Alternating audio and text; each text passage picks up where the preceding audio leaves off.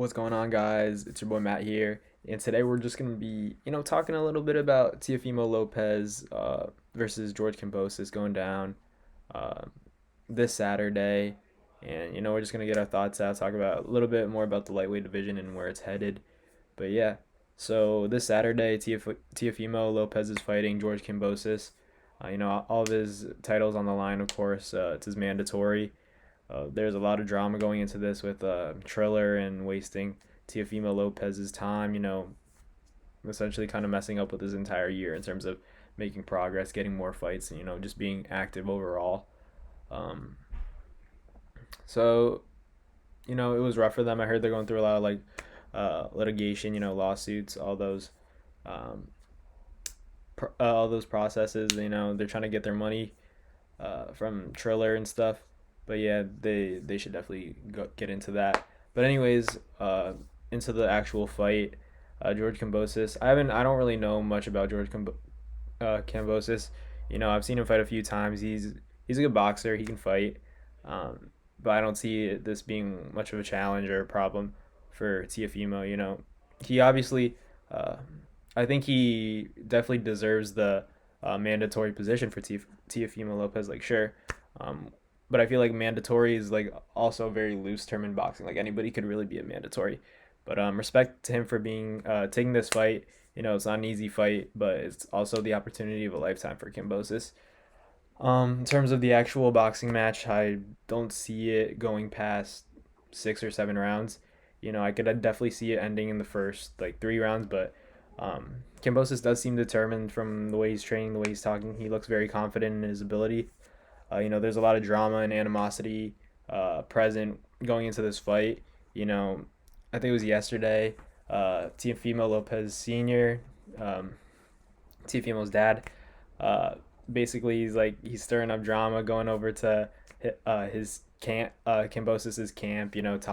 Talking smack and all that. It's very entertaining, but yeah, like I'm excited for the fight. I'm excited to see Teofimo get back in there. It's been a while since over a year, yeah, since he fought Lomachenko. Took all his belts from him.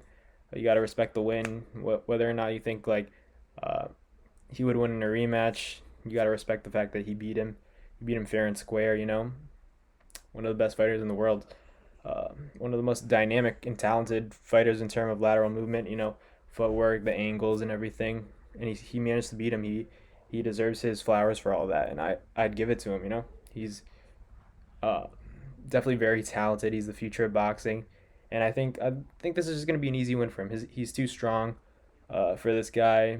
Too talented, and he's confident. He's ready. We saw him. He's always showing off his body and stuff. He looks in shape. He stays in shape. He stays ready. Um, Continues to sharpen his tools so he doesn't have to go too crazy when it goes into camp because he's already in shape. That's what being a professional. That's why he's undisputed. That's why he's a champ in the lightweight division.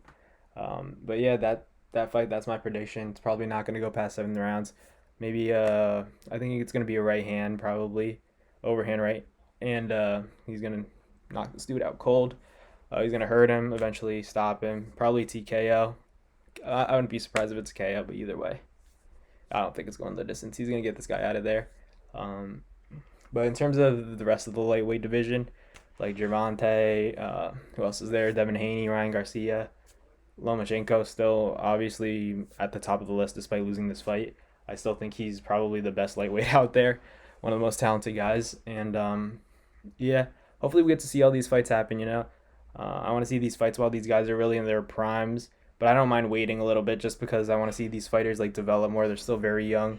I don't even think any of them are really in their primes, except maybe Lomachenko. But but you take into account his injuries and stuff. I don't have a problem waiting. It's fine. That's how boxing is. I've kind of become accustomed to waiting for these fights to develop so that the magnitude of them are even greater when they actually come into fruition. So I can't wait to watch those fights.